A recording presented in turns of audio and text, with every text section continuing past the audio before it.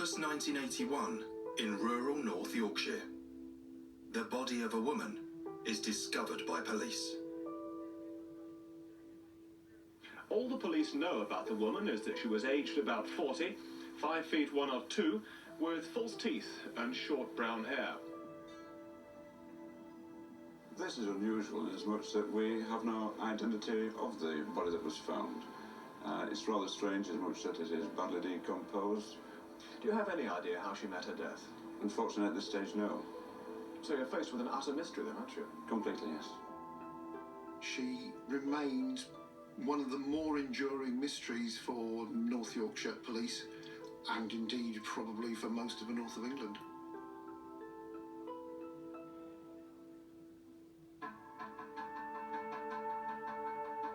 All of this happened before Adam Harlan's time.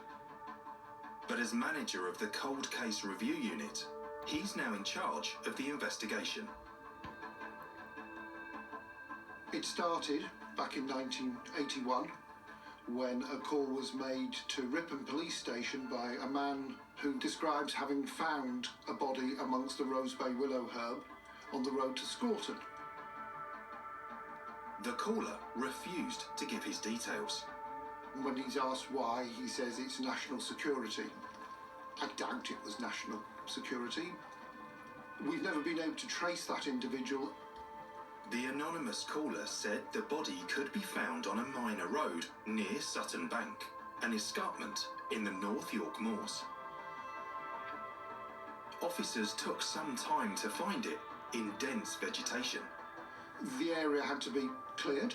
They had to scythe the way through the undergrowth to find this body, and the skeleton of a female was found, but in a state of decomposition, suggesting that she had been dumped at that location.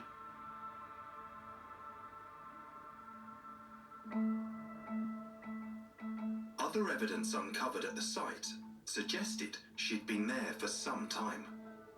Underneath the body was found a yoghurt pot top, which contained the date of the 6th of September 1979. That would suggest that the body had to have been placed on top of that in sometime in 1979. That same year, a local horse rider noticed a pungent smell as he passed the spot, but he didn't report it at the time.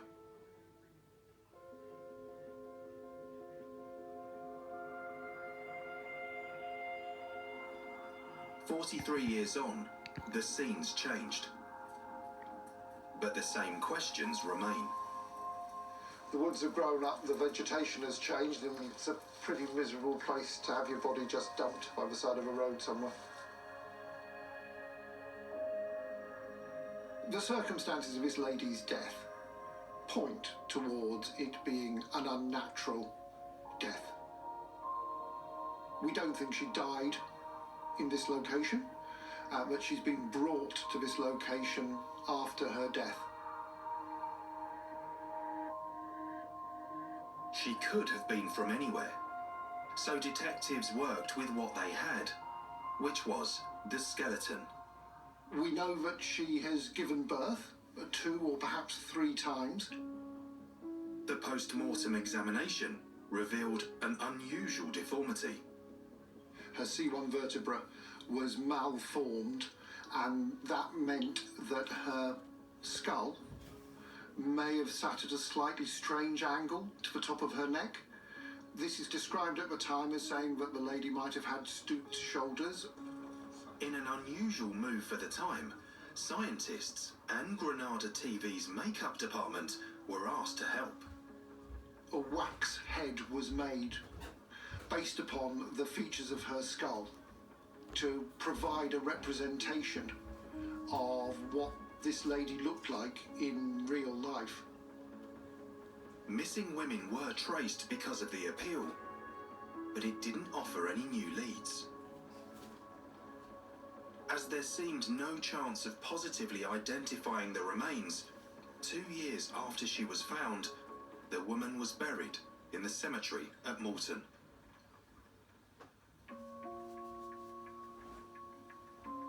28 years later, with scientific advances in DNA, the team hoped for a breakthrough. We applied to the coroner for an exhumation, which allows us to carry out further examinations, and from that examination we were able to establish this lady's genetic identity, her DNA. So what we have is a small improvement, perhaps, but otherwise a mystery which is now rolling on into its 5th decade. But investigators haven't given up hope. Here in front of us is a patch of earth where Our Lady is. It's certainly nicer than being left in the undergrowth. But you realise that for most people, they've been missed. There are people who love them, people who remembered them, and people who wanted to memorialise them. And sadly, as we stand at the moment, that's not the case with this lady.